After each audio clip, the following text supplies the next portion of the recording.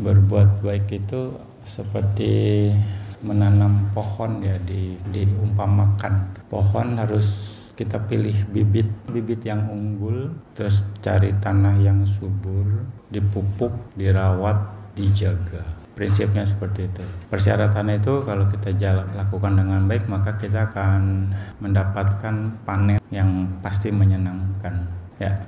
Begitu juga berbuat baik, kita harus berbuat baik dengan bibit yang unggul, artinya Anda sendiri yang harus menentukan perbuatan baik Anda ya, harus yang baik, persiapkan dengan baik, semuanya dengan baik. Lalu Anda sendiri juga harus punya kualitas baik sendiri untuk bisa melakukan kebaikan. Minimal ya pemberian dimurnikan dari Anda, materinya, pemberinya itu juga diusahakan sebaik mungkin ya. Anda sendiri jaga sila, salah satu kemurnian ya, itu juga akan menentukan kualitas ya. Lalu kepada siapa pemberian itu dilakukan ya, orang bermoral, orang tidak bermoral, orang yang butuh, orang yang tidak butuh, yaitu juga akan menentukan hasil dari kualitas hasil dari karma itu sendiri, perbuatan itu sendiri ya.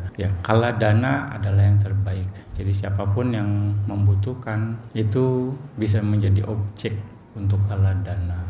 Lalu dijaga, di-maintain jalannya kotoran batin kita, perbuatan kita dijaga untuk mendukung hasil dari perbuatan itu sendiri. Nah, kalau kita bisa mengendalikan, minimal mengendalikan kekotoran batin kita, pada saat next ya kita berbuat baik, kita sudah terbiasa terkendali. Maksudnya seperti itu juga ya. Kalau terus kita mengumbar istilahnya kekotoran batin, begitu kita punya kesempatan berbuat baik berikutnya, batin kita mungkin tidak tenang, batin kita mungkin bergejolak, dan itu akan mempengaruhi kualitas perbuatan baik itu sendiri ya.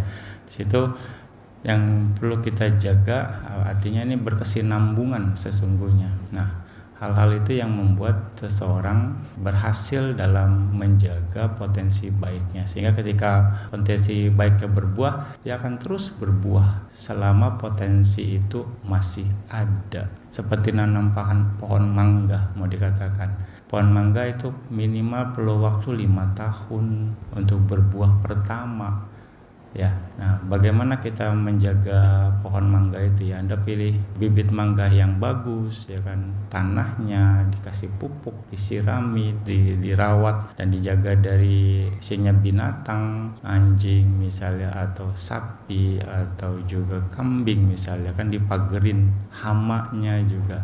Nah, terus bertumbuh ya, begitu bertumbuh juga ya Anda jaga terus, dirawat, diperhatikan. Nah, akhirnya 5 tahun kemudian berbuah pertama. Itu pun berbuah pertama belum tentu bagus, bisa saja masam gitu kan, karena berbagai kondisi. Tapi tahun berikutnya berbuah lagi.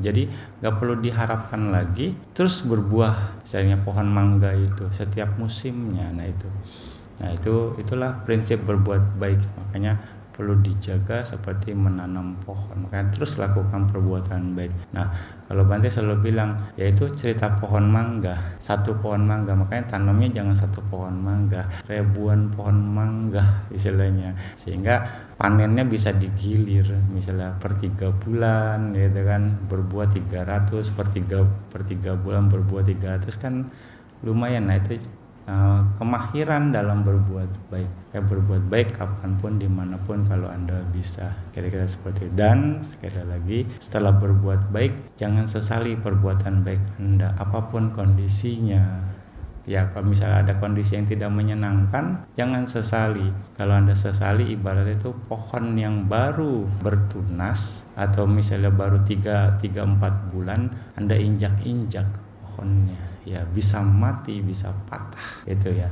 Jadi buahnya akhirnya tidak maksimal ya, kira-kira seperti itu. Makanya jaga terus, rawat terus perbuatan baik Anda, terus tanam bibit kebajikan sebanyak-banyaknya, sehingga itu juga akan bermanfaat untuk Anda ke depannya.